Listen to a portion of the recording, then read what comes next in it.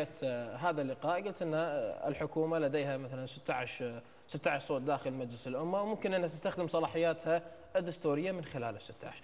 الحكومة الكويتية إذا تذكر في 2006 لما حولت مشروع قانون الدوائر العشر للمحكمة الدستورية والدوائر الخمس، يعني استخدمت حقها الدستوري، وهذا ما في خلاف عليه.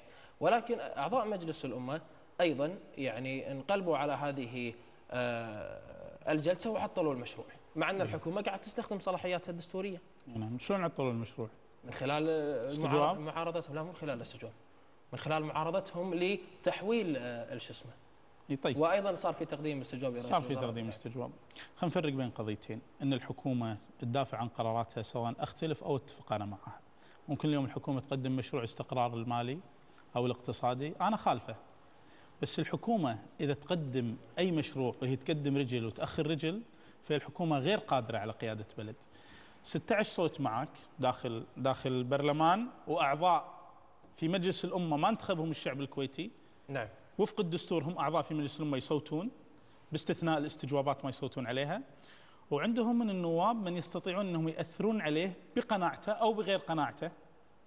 وهذا 17 واحد، شو يخوف الحكومه من اي استجواب؟ شو يخوف الحكومه من اي مشروع انها تمضي فيه اذا كانت مقتنعه فيه؟ خل جمعان مبدا التحويل الى المحكمه الدستوريه. خل جمعان الحربش معارض، خله يستجوب رئيس الوزراء. انا ما عندي اغلبيه كرئيس وزراء، ليش ما اقوم واوقف على المنصه واذكر قناعاتي وارد على جمعان الحربش وتجدد الثقه فيني من الشعب والشارع الكويتي عن طريق ممثلي مجلس الامه. ترى في وزراء دكتور، مبدا تحويل المحكمه الدستوريه، سؤالي واضح انا دكتور جمال. طيب. الحكومه لها الحق انها تحول اي مشروع الى المحكمه الدستوريه. زين. هذا حق دستوري صح ولا لا؟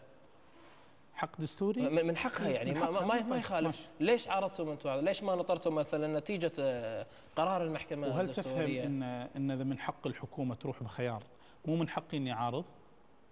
طيب ليش ما تاخذون راي المحكمه الدستوريه؟ احنا نرفض التحويل المحكمه الدستوريه، وهالقضيه يحسمها مجلس الامه.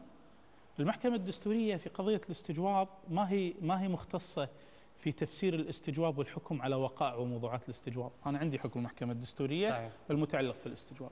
المحكمة الدستورية دورها تفسير المواد. نعم. وسبق أن فسرت مواد الاستجواب المتعلقة بالاستجواب 100 و101 103، فسرتها المحكمة الدستورية وقالت هذا الاستجواب يجب أن يكون قائم على وقائع محددة، يجب أن يكون خلال فترة رئيس الوزراء توليه المنصب، أو إن كان قبله وامتدت آثارها المعيبة ولم يقم بمعالجتها يحق لك الاستجواب. احنا الحين ليش نروح المحكمة الدستورية؟ أنا أخشى أن المحكمة الدستورية اليوم احنا كنواب، اترك الحكومة تبي تروح بهالخيار هذا. احنا كنواب شلون نعطل حق نواب في مسائل سياسية؟